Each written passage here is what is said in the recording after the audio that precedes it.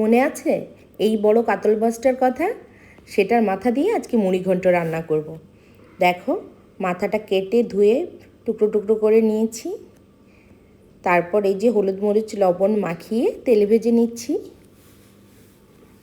সবগুলো মাছের টুকরো আলাদা আলাদাভাবে তেলে ভেজে নিব।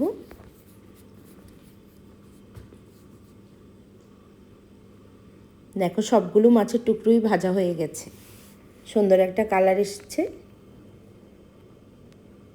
যাতে বোঝা যাচ্ছে যে ঠিক মতো ভাজা হয়েছে। এবার মুগ ডাল নিব 1.5 কাপ পরিমাণ। মুগ ডালটাকে তেলে ভেজে নিয়েছি, হালকা তেলে ফ্রাই প্যানে একটু ভেজে নিয়েছি যাতে স্মেলটা ভালো আসে। এবার সব মশলাগুলো নিয়ে নিলাম, যেগুলো দিব। ডালটা ধুয়ে নিয়েছি আর তাতে দিয়েছি 3 কাপ পরিমাণ পানি। এবার 2 চামচ হলুদ দিয়েছি, 2 চামচ লবণ দিয়েছি, 2 চামচ মরিচের গুঁড়া দিয়েছি। ঝাল তোমাদের ইচ্ছে মতো দিতে পারো, যে যেমন ঝাল খাও তেমনই দিবে। 1 চামচ ধনে গুঁড়ো দিয়েছি, 1 চামচ জিরাও দিয়েছি। এবার দিয়ে দিলাম 2 চামচ রসুন বাটা আর 2 চামচ আদা বাটা। এবার এগুলো ভালোভাবে মিশিয়ে আরও 1 কাপ পানি দিয়ে 10 মিনিটের মতো সিদ্ধ করে নেব।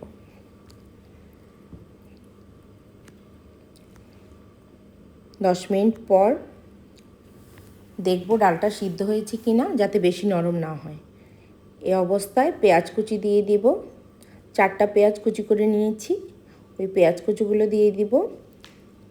3-4 টুকরা দারচিনি দিব, 5-6টা এলাচ দিব, 2টো তেজপাতা আর 4-5টা কাঁচামরিচ কেটে নিয়েছি দুফালি করে, ওগুলো দিয়ে দিব। একটা টমেটো কেটে রেখেছিলাম, সেটাও দিয়ে দিব। এবার আরও 2 মিনিট সিদ্ধ করার পরে যে মাছের মাথাগুলো ভেজে রেখেছিলাম সেগুলো এখন দিয়ে দিব। এবার আরও 5 মিনিট সিদ্ধ করে নিব, যাতে মাছের মাথার ফ্লেভারটা চলে আসে। এবার আলাদা একটা ফ্রাই প্যানের মধ্যে পেঁয়াজগুলো ভেজে নিব বেরেস্তার মতো করে। তারপরে ভাজা পেঁয়াজগুলো দিয়ে দিব, যাতে সুন্দর একটা ফ্লেভার আসে। সাথে একটু রসুনও দিয়েছি যাতে ফ্লেভারটা ভালো আসে। এবার দিয়ে দিয়েছি ধনে পাতা। এবার আরও 2 মিনিটের মতো একটু সিদ্ধ করে নেব বলক আসলে, যাতে মাছের আর মশলার ফ্লেভারটা ভালো করে ডালের মধ্যে যায়।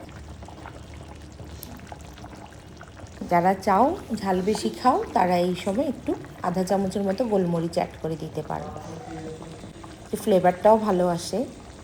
দেখো, রান্না হয়ে গেল আমাদের বাঙালির পছন্দের তরকারি মুড়ি ঘন্ট,